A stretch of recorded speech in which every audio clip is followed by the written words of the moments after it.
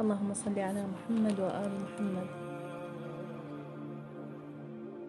جايتكم اليوم بديوان صراحة، يعني ما أعرف شلون أوصفه لكم.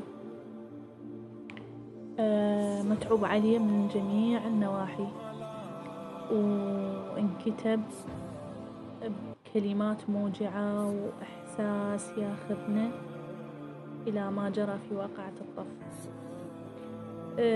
طبعا هالديوان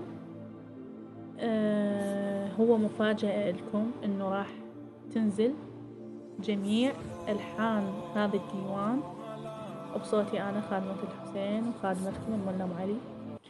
هذا الكتاب بقلم الشاعرة حوراء بنت الكوت. اسم الديوان ديوان الكافل والحنين.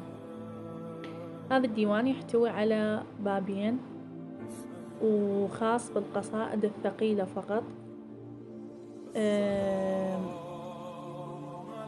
مبين من عنوانه اسمه ديوان الكافل والحنين.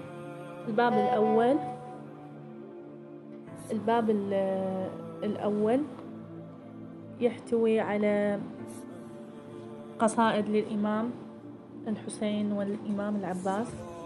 طبعا هو يفيدكم بجميع أيام شهر محرم الحرام وإلى السبي وإلى الأربعين.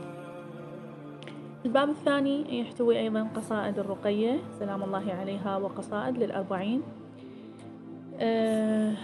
راح أعطيكم لحن قصيدة من عنده، طبعا هذه حصرية وقصيدة يعني ما شاء الله إبداع الصراحة. أعطيكم لحنها همين.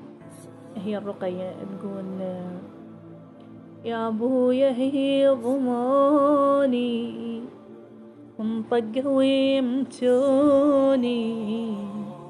ما رحموا هي عيوني ما ترحم هي عداي عطشان اشوف ويتكم بالحومة داويركم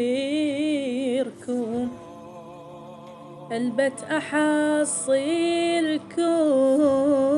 ما أريد أنهي الماي أركضي بين الحوافر تجيك واسمعي صياح العدو بضلوع طاف قالهم هاي الصغيرة تريد موت ركضوا حيلي عليها خلوها تخاف الجان ما يعرفني هسه باسم صاح يا رقية حسين ما تلحقين أخاف قالوا يتوزدوا يا ابوك وخل ندوس خل يشوفك ميتة هو الكل شاف قالوا إلي حقوها وصلت دعاثروها ويظل عسي حقوها ترتاح وياي. طبعا هذه قصيدة من بين مجموعة قصائد.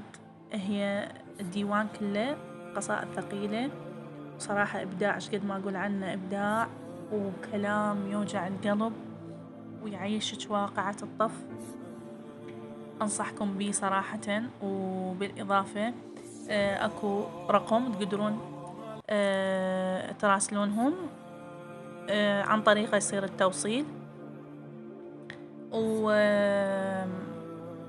شغلة أنبه عليها موجود باركود خلف غلاف الكتاب. تضغطون عليه تخلون الكاميرا عليه. طبعا راح تطلع لكم قناتي وبيها جميع ألحان الكتاب، يعني ما راح تحتارون بالمختصر. يعني أي قصيدة تصعب عليكم راح تلقون اللحن مالتها وإن شاء الله بخدمتكم.